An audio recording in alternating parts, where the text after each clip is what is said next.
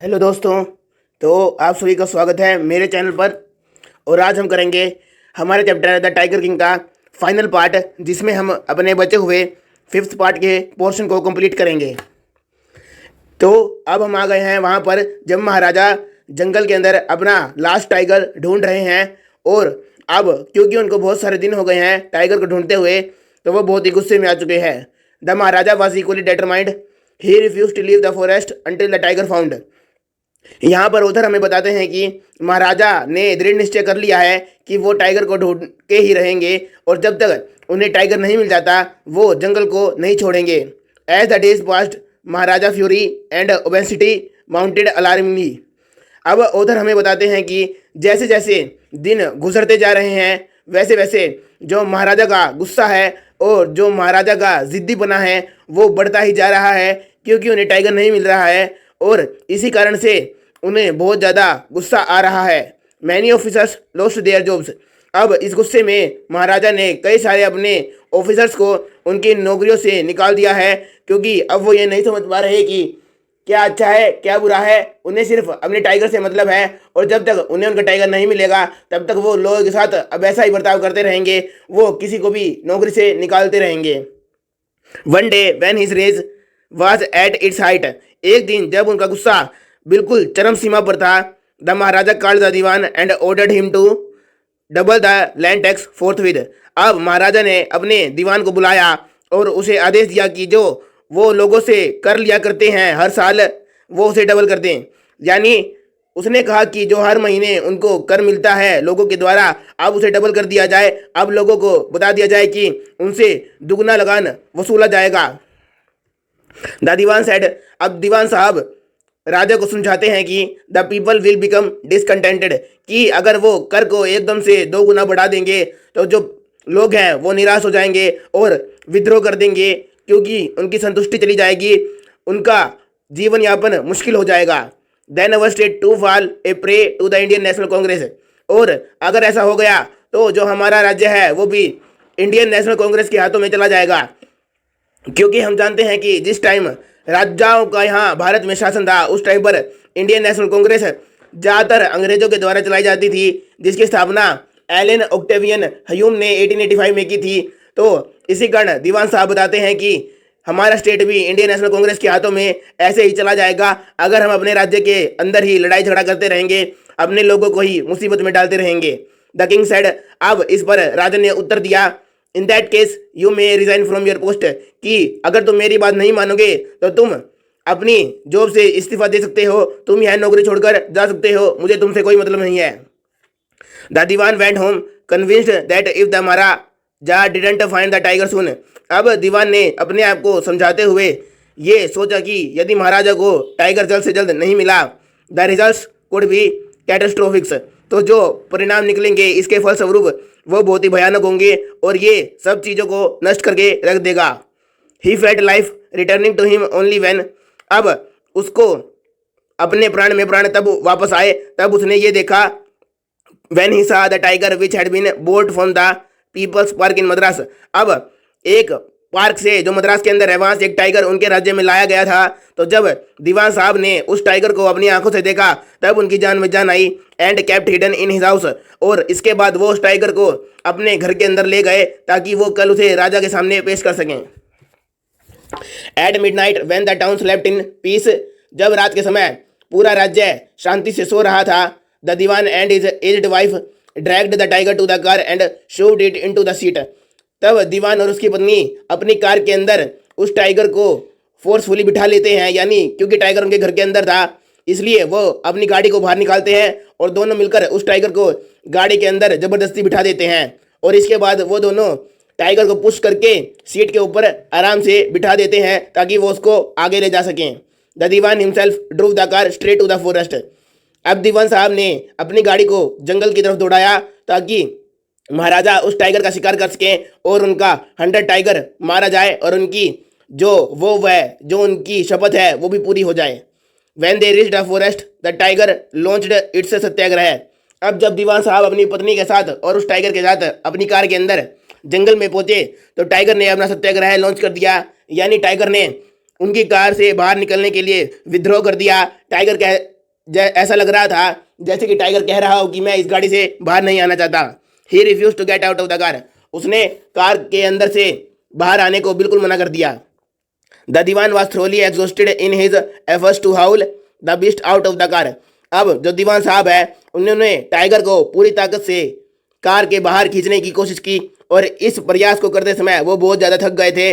उनको अपना पूरा जोर लगाना पड़ा उस टाइगर को बाहर खींचने के लिए। And push it down to the ground. और बाहर खींचकर उसे धरती पर खड़ा करने के लिए उनको बहुत ज़्यादा मेहनत करनी पड़ी। नेक्स्ट डे, अगले दिन, the same bull tiger wandered into the Maharaja's presence. अब जब क्योंकि दीवान ने टाइगर को जंगल के अंदर छोड़ दिया है तो अगले दिन महाराजा जब जंगल में घूम रहे होते हैं तो वो उस टाइगर को देख लेते हैं। And stood as if in humble supplication. और वो टाइगर महाराजा के सामने इस तरीके से खड़ा हो जाता है जैसे कि वो अपनी जान की भीख मांग रहा हो महाराजा से कि प्लीज़ मेरे साथ कुछ मत कीजिए। ऐसा लग रहा था जैसे कि master what do you command for me, कि टाइगर कह रहा हो कि मेरे आका मेरे लिए क्या हुक्म है, आप मुझसे क्या करवाना चाहते हैं। It was with boundless joy that the Maharaj took careful aim at the beast. अब महाराजा ने बहुत ही उत्सुकता के साथ, बहुत ही खुशी के साथ उस टाइगर की तरफ निशाना लगाया। The tiger fell in a crumpled heap. और निशाना लगने के बाद जो टाइगर था वो एकदम से जमीन के ऊपर गिर गया। I have killed the 100 tiger. अब महाराज कहते हैं कि मैंने अपना 100वां टाइगर मार दिया है। माई वो हैज़ बीन फुलफिल्ड। अब मेरी शपथ पूरी हो चुकी है। The Maharaja has overcome the elation. जो महाराजा की खुशी थी वो बहुत ही बढ़कर थी। महाराजा खुशी से फूले नहीं समा रहे थे कि उन्होंने अपनी शपथ को पूरा कर दिया है और अब वो अमर हो चुके हैं। Ordering the tiger to be brought to the capital in grand procession. अब राजा ने ऑर्डर दिया कि जो टाइगर है उसको भव्य रूप से राज्य के अंदर लाया जाए। The Maharaja hastened in his car. और इस ऑर्डर को देने के बाद महाराज जल्दी से अपने राज्य में लौट गए अपनी कार के द्वारा। After the Maharaj left the hunters went to take a closer look at the tiger. जब महाराजा वहां से चले गए तो हंटर्स उस टाइगर को उठाने के लिए आगे बढ़े जो कि मर चुका था, इसलिए उन्होंने टाइगर को पास से देखा। The tiger looked back at them rolling its eyes in bafflement. अब उन्होंने देखा कि जो टाइगर है वो अपनी आंखों को उनकी तरफ करके उनको घूर रहा है एक ऐसी कंडीशन में जिसमें वो ना तो उड़ सकता है और ना ही कुछ कह सकता है। वो बिल्कुल बेजान पड़ा हुआ है परंतु वो जिंदा है। The man realised that the tiger was not dead. अब जो वो हंटर्स जो उसके पास गए थे टाइगर के पास, वो ये रियलाइज करते हैं कि टाइगर अभी मरा नहीं है। The bullet had missed it. और जो बुलेट है उसने अपने निशाने को पूरा नहीं किया, यानी जो बुलेट है वो उस टाइगर को लगी ही नहीं, महाराजा का निशाना मिस हो गया है। It had fainted from the stroke of the bullet whizzing past. और क्योंकि बुलेट इतनी पास से टाइगर के कान के पास से गुजरी है इसलिए ही टाइगर उस बुलेट की आवाज़ से अपनी कॉन्शियसनेस को खो चुका था और इसलिए ही वो उसकी आवाज़ को सुनकर बेहोश हो गया था। यानी जब बुलेट टाइगर के कान के पास से गुजरी तो वो एकदम से हड़बड़ा गया क्योंकि वो एक बूढ़ा टाइगर था, इसलिए वो कुछ समझ नहीं पाया और उस बुलेट की आवाज़ को सुनकर बेहोश हो गया। The hunters wondered what they should do. अब हंटर्स को ये परेशानी हो गई कि अब उन्हें क्या करना चाहिए, क्योंकि महाराजा को तो लग रहा है कि उन्होंने टाइगर को मार दिया है परंतु असल में वो जीवित है। They decided that the Maharaj must not come to know that he had missed his target। अब उन्होंने मिलकर ये फैसला किया कि महाराज को ये नहीं पता चलना चाहिए कि जो टाइगर उन्होंने मारा है वो मरा ही नहीं है, उनका निशाना चूक गया है। If he did, they could lose their job। अगर महाराज को ये बात पता चल गई कि उनके द्वारा लगाया गया निशाना मिस हो गया है, चूक गया है, तो वो उन सभी हंटर्स को उनके जॉब से निकाल देंगे। क्योंकि हम सभी जानते हैं कि महाराजा टाइगर को मारने से पहले कितने गुस्से में थे और अब उनको ये बात पता चलेगी कि टाइगर मरा नहीं है तो वो और गुस्से में आ जाएंगे। उन हंटर्स को ऐसा लगा और इसी गुस्से के कारण वो उनको उनकी नौकरी से निकाल देंगे। One of the hunters too came from a distance of 1 foot. अब उन हंटर्स में से एक हंटर ने थोड़े से डिस्टेंस पर यानी 1 फुट के डिस्टेंस पर खड़े होकर उस टाइगर को शूट कर दिया। This time he killed it without missing his mark. और इस समय उसने टाइगर को निश्चित रूप से मार दिया था बिना किसी चूक के। Then as commanded by the king. और इसके बाद जैसा कि किंग ने उनको ऑर्डर दिया था उन्होंने वैसा ही किया। The dead tiger was taken in procession through the town and buried. अब इसके बाद जो मरा हुआ टाइगर था उसको एक भव्य आयोजन करते हुए राज्य के अंदर ले जाया गया और उसकी लाश को सम्मानपूर्वक तरीके से दफना दिया गया। A tomb was erected over it, और उस टाइगर की लाश के ऊपर एक कब्र भी बना दी गई कि ये महाराज द्वारा मारा गया 100वां टाइगर है। A few days later, the Maharaj son's third birthday was celebrated. अब इसके कुछ दिन बाद महाराज के बेटे का तीसरा जन्मदिन आ गया था। Until then, the Maharaj had given his entire mind over to tiger hunting. और उसके तीसरे जन्मदिन से पहले महाराज ने उस पर कभी इतना ध्यान नहीं दिया था।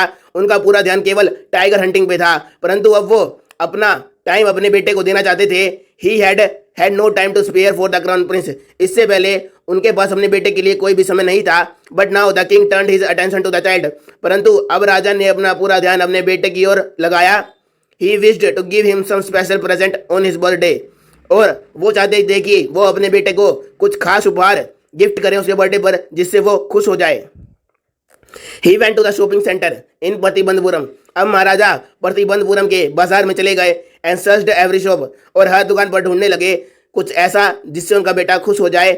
But couldn't find anything suitable, परंतु उनको ऐसा कुछ भी नहीं मिला जिससे वो निश्चित रूप से अपने बेटे को कुछ दे सकें जिससे उनका बेटा खुश हो जाए। Finally he spotted A wooden tiger, और अंत में उनको एक लकड़ी का बना हुआ टाइगर दिखाई दिया इन ए टॉय शॉप, एक टॉय शॉप के अंदर। And decided it was the perfect gift, और उन्होंने यह निश्चित किया कि ये उपहार बिल्कुल सही रहेगा उनके बेटे के लिए। जैसा कि आप देख सकते हैं कि अब भी महाराजा को टाइगर से इतना प्यार हो गया है कि वो गिफ्ट में भी अपने बेटे को एक वुडन टाइगर ही देना चाहते हैं। The wooden tiger cost only 2 annas and a quarter, और जो वुडन टाइगर की कॉस्ट थी वो केवल 2 आना और 1 क्वार्टर की थी, यानी 9 पैसे, क्योंकि ब्रिटिश इंडिया के अंदर 1 आना 4 पैसे के इक्वल होता था और 1 रुपये में 16 आने होते थे। But the shopkeeper knew that if he quoted such a low price to the Maharaja, परंतु जो वहाँ पर दुकानदार था उसने सोचा अगर वो इतना कम दाम महाराजा को बताएगा, he would be punished under the rules of the emergency, तो महाराजा उसको बहुत बुरी सजा देंगे, क्योंकि वो सोच रहा था कि महाराजा को ये गिफ्ट पसंद तो आ गया है, परंतु इसका जो प्राइस है वो महाराजा की हैसियत से बहुत ज़्यादा कम है, यानी महाराजा के लिए 9 पैसे तो बहुत छोटी रकम है। और अगर उन्होंने सोचा कि इतना लो बजट वाला सामान मैं उनको पकड़ा दूंगा तो कहीं वो मुझ पर नाराज ना हो जाएं।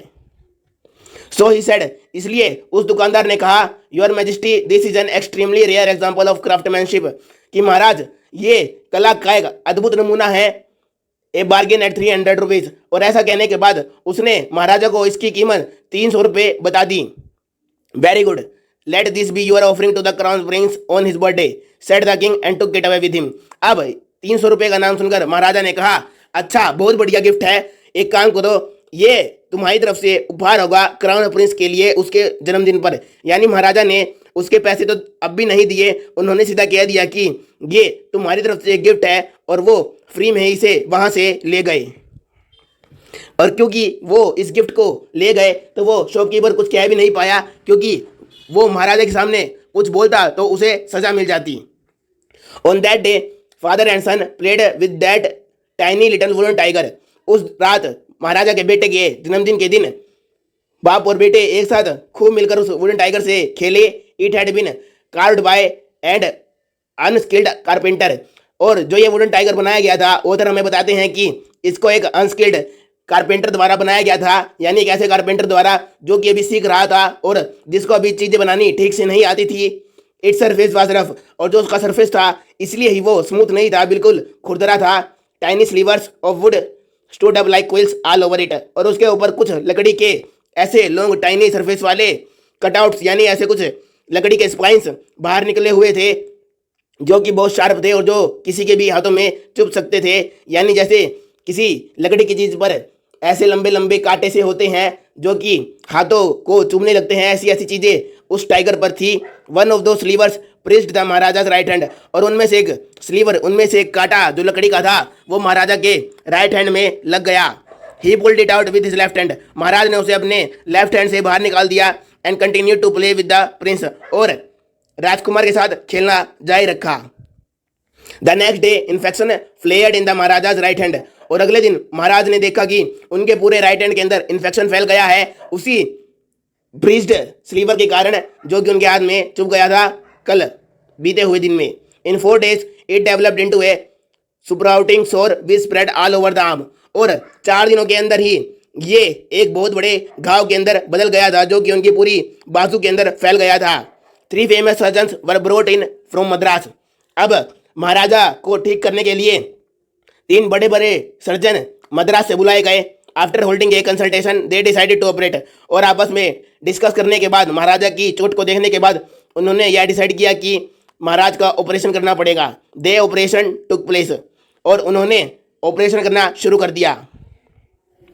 The 3 surgeons who performed it came out of the theatre and announced. अब जो 3 सर्जन ऑपरेशन कर रहे थे उन्होंने ऑपरेशन पूरा कर लिया और वो ऑपरेशन को पूरा करने के बाद बाहर आए और उन्होंने कहा the operation was successful, the Maharaja is dead. उन्होंने कहा कि ऑपरेशन सक्सेसफुल रहा, महाराजा की मौत हो गई। अब उन्होंने ऐसा क्यों कहा, इसको हम 1 मिनट बाद समझेंगे। पहले लास्ट लाइन पूरी कर लीजिए।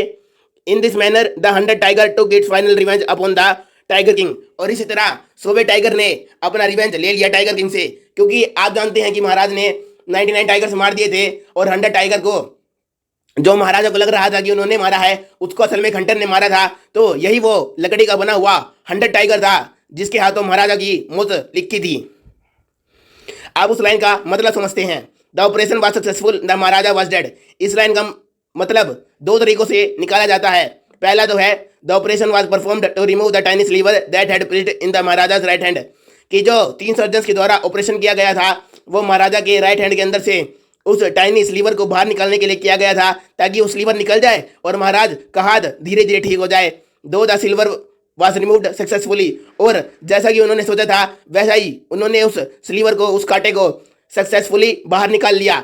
अब ऑपरेशन का जो मेन मकसद था वो तो उन्होंने पूरा कर दिया, इसलिए ही यहाँ पर कहा गया है the operation was successful but the Maharaja died because of the infection that had spread into his body. परंतु ऑपरेशन इस तरीके से सक्सेसफुल होने के बाद भी महाराज मर ही गए क्योंकि उनकी पूरी बॉडी में इन्फेक्शन फैल चुका था। तो ऑपरेशन सक्सेसफुल इसलिए कहा गया है क्योंकि वो उस कांटे को निकालने में सफल हो गए थे जो उनका मेन मकसद था। दूसरा मतलब ऐसे निकाला जाता है कि द ऑपरेशन बिकेम सक्सेसफुल। इस लाइन का दूसरा मतलब ऐसा है कि क्योंकि हमें जानते हैं कि शुरू में एस्ट्रोलॉजर ने प्रेडिक्शन की थी कि 100 टाइगर महाराजा की मौत का कारण बनेगा और ऐसा ही हुआ। तो इसलिए ये ऑथर ने एक लाइन का यूज किया है कि ऑपरेशन वाज सक्सेसफुल। इसका मतलब जो ऑपरेशन है, जो डेस्टिनी का एक तरह से ऑपरेशन हुआ, जो उनके भाग्य ने निश्चित किया था महाराज के, वो सफल रहा और महाराजा की मौत हो गई। तो इस तरीके से इस लाइन के 2 मतलब निकाले जाते हैं।